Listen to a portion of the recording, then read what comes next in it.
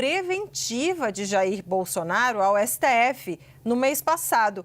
E aí, como sabemos, né, pelo correr da história, o STF não deu conta esse bastidor, porque, olha, pode ter passado bem perto de uma prisão preventiva, né, Theo? A Polícia Federal assim queria. Foi a representação apresentada pelo delegado responsável pelo caso para o ministro Alexandre de Moraes. Então, em uma representação enviada ao ministro em 11 de julho, mês passado, vai fazer um mês agora, a Polícia Federal defendeu que o Supremo decretasse a prisão preventiva do ex-presidente Jair Bolsonaro. Então, houve esse pedido. Diante desse pedido, o que a Polícia Federal argumentou em linhas gerais? Que havia ali um descumprimento de determinações por parte de Jair Bolsonaro, que ele, junto com o filho, arquitetavam ações para que os Estados Unidos sancionassem autoridades brasileiras. Então, havia ali uma mobilização por parte do ex-presidente da República, que vinha atuando com o intuito, de acordo com a Polícia Federal, de obter a imposição de sanções pelos Estados Unidos contra autoridades brasileiras e que somente a decretação de uma prisão preventiva poderia fazer com que cessassem essas ações, que essas ações fossem interrompidas. Diante desse posicionamento da Polícia Federal, o ministro Alexandre de Moraes abriu um prazo para que a Procuradoria-Geral da República se manifestasse. A PGR concordou com as preocupações, mas discordou da forma como cessar com essas ações. Então, o Procurador-Geral da República concordou com os argumentos trazidos pela Polícia Federal, mas considerou que a prisão preventiva seria uma medida muito drástica e que daria para aplicar outras medidas cautelares que teriam efeito similar, mas que seriam muito menos gravosas. Então, por que isso? Porque no direito a prisão é a medida máxima, a medida mais grave que pode ser imposta a determinada pessoa. Então, até você chegar no grau máximo, você vai colocando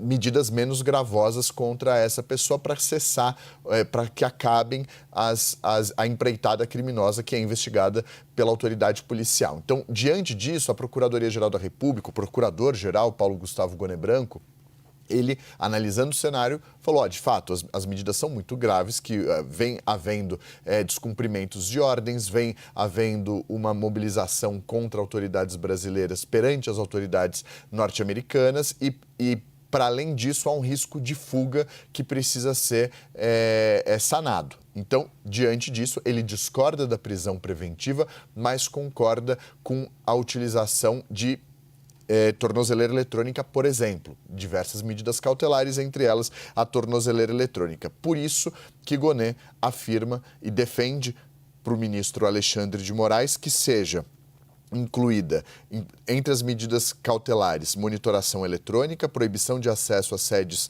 de embaixadas de países estrangeiros e proibição de manter contato com embaixadores. Naquela ocasião, houve também a determinação de impossibilidade de o ex-presidente utilizar as redes sociais. Então, vocês vão se lembrar, numa sexta-feira, há 2 semanas, o ministro Alexandre de Moraes autoriza uma operação da Polícia Federal contra o ex-presidente Jair Bolsonaro. A polícia vai à casa do ex-presidente e cumpre medidas de busca e apreensão e também determina o encaminhamento do ex-presidente para a Secretaria Penitenciária aqui de Brasília, para que ela colocasse no ex-presidente uma tornozeleira eletrônica que ele usa desde então. Então, a Polícia Federal pediu a medida mais gravosa, a Procuradoria-Geral da República, apesar de concordar com os argumentos e entender os receios da polícia, falou, olha, não é necessário uma medida tão gravosa, uma medida tão drástica.